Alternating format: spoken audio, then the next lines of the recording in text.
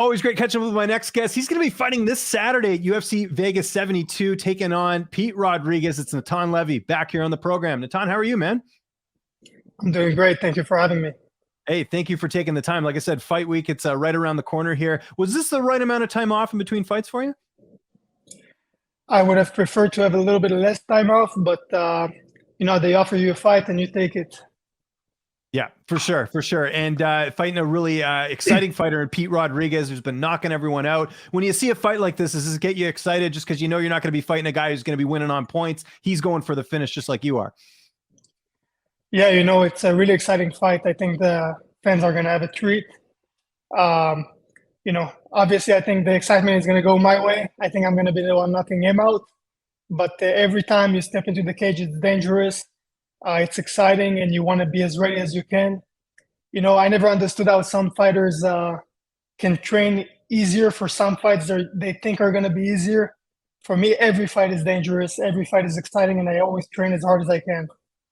Yeah, no, and we've seen that in a lot of the performances. How do you go about studying a guy like Pete Rodriguez? And the reason I bring that up is he has the UFC debut against Jack Della Maddalena, who's a extremely talented, tough guy, really, really tough to sort of take out, and loses that fight. And then he fights Mike Jackson, who I think people think maybe not really UFC caliber fighter. How do you assess him as an opponent? Because that's sort of the only two things we've seen, at least in the UFC anyways. Yeah, exactly. It's really hard to gauge because on one point you got an incredible fighter. He's in Jack, and obviously that was a kind of a mismatch, I would say. Yeah, it wasn't really fair to put him in there.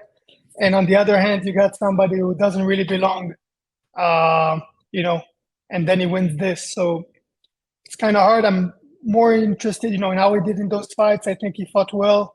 Obviously, he has some big holes, but overall, he's dangerous. He's got punching power.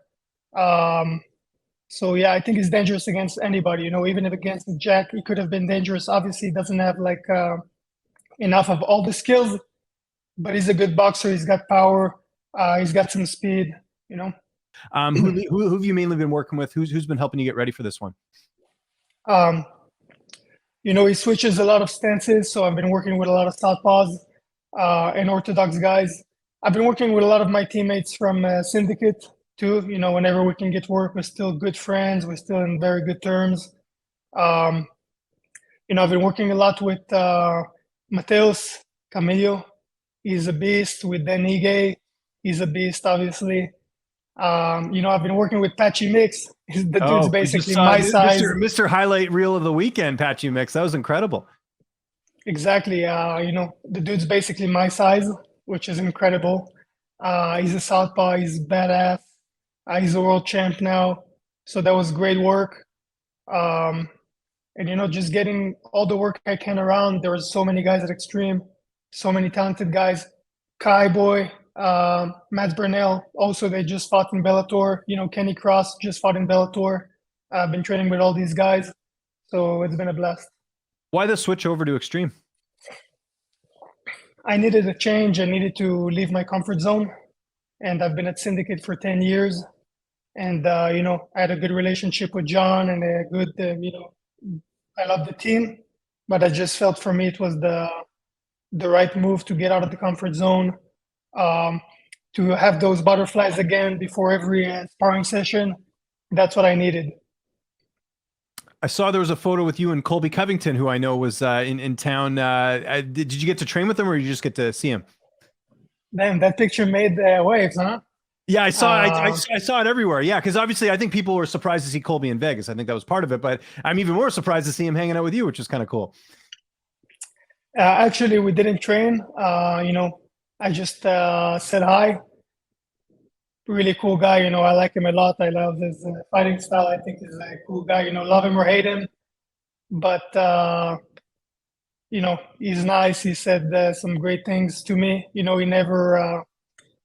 From the first time I seen him at the PI, he didn't act like, oh, who are you? He's like, oh, you're Natan Levy, right? Oh, nice, man. I love your kicks. I love your style. No arrogance at all. Yeah. And just a humble and cool guy. So yeah, took a picture with him like a fan, and went around the internet. Yeah, no, it exploded. But I honestly, I think it exploded just because I don't think people knew that Colby was in Vegas, which is interesting. Did he give sort of any indication that he's going to do any training there? Or I think he was just there for the boxing fight, right? I'm not sure. I seen that he went to the boxing fight, but I'm not sure how long he's in town for or what he was doing really. Yeah, no worries, no worries. It's all good. What about the weight cut? I see you drinking the water. Everything going well? Yeah, pounding a lot of water. Yeah, for sure. Can't really do How too often? much other than run to the bathroom. Well, I was going to say, so I've been ever since the beginning of the year, I've been trying to drink a gallon of water a day, and it's tough, man. And I don't like train or anything, so I can only imagine it's tough for you. Is that how much you have to drink? Like about a gallon a day, if not more? I would say 1 gallon, that's like 4 liters to 6 liters to 1.5. That's daily during camp, just to stay hydrated. Yeah. And then you pick it up to like 2 gallons, 2.5 gallons toward the end of the water loading. Wow, that's crazy. I don't know how you guys do it. I give you all the credit. With the new camp, who's going to be in your corner for this fight? Jimmy Giff, my head coach, has been with me since the day I got here. Eric Nixick, my MMA coach. And I'm going to have my friend Shimon Smotritsky. He's a pro fighter, 9-2, with me as well. And yeah, I've also been training with Crew New in the Muay Thai department and with Neil Melanson in the grappling department.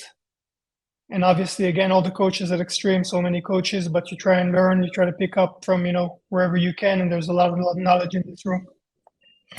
How's this fight playing out on Saturday? How do you see it going down? I think, Pete opens pretty hard. I think he's going to try to get a first round, first minute KO. I'm going to stand my ground, exchange with him, earn the respect I need to earn in the cage in order to get my offense going. And from there, good movement, good footwork, picking my shots until he gets too desperate and he opens up for a counter shot or a counter takedown or whatever it is I need. I feel like I could finish him within 2 rounds. I just realized as well, this is Pete moving down a weight class, right? His last 2 fights were at 170. This fight's at 155, correct? Yeah. Okay, so any concerns about him making weight? Because I just looked, he's never fought at 155 before. Not in pros anyways. Any concern? Yeah, well, I mean, look, well, yeah, because I was going to say, well, even if he doesn't, then you get the extra money, right? So that's a bonus, right? I know some fighters are like, hey, miss weight, I'll get the 30%, right? Is it 30%? Or 20, or sorry, 20%. 20% of his show money. Yeah. It's money. I'm not a millionaire yet, but it's not life changing. Like I rather he just makes weight. But I don't know. I don't think he's gonna make weight. He was kind of chubby at 170. If he makes it, great. If he doesn't, okay, no problem. Pay me and we'll fight. But I doubt it. So you doubt that he's going to make the weight then? Yeah. Okay, gotcha. We just had a big UFC event last weekend. Sergey Pavlovich knocking out Curtis Blades. What was your reaction? Pretty impressive by Sergey. I didn't watch it. No, you didn't see it? Oh, did you even catch the highlights though? Because obviously it was everywhere on social media. I catch the highlight. I just, I'm fighting next weekend, when the fights are airing. So I'm like, it's good. I don't need to see people getting knocked out and look at what I'm going to be going through, the backstage. Like, never mind. I'll take a week off of UFC. Yeah, no, I get it. I mean, the focus is on this fight. And just last question, obviously at the head of your division is Islam Makhachev. Do you think anyone right now at 155, excluding yourself, has a chance to beat him? Is there anyone you look at in that division and say, I think they could defeat Islam? I think if Volk becomes a 55er, I think he proved that he can beat Islam or get very close to it. I think Charles Oliveira on a good day could beat him, but so far hasn't. So we won't count that. And we would really love to watch the Benil Dariush matchup. I think why waste the time? Why waste the mileage on the fighter? He's already been through enough. He's already had enough downtime. Just give the man the title shot. Let's keep it going. I agree. And appreciate you taking the time today, man. I know you're fighting on Saturday, so I really appreciate it. If there's anyone you want to thank before we get out of here, sponsors, social media, anything like that, I'll give you the last word. Thank you for having me. Thank you to my coaches, my teammates, everybody who helped me prepare for Saturday, the UFC for the opportunity. And that's pretty much it.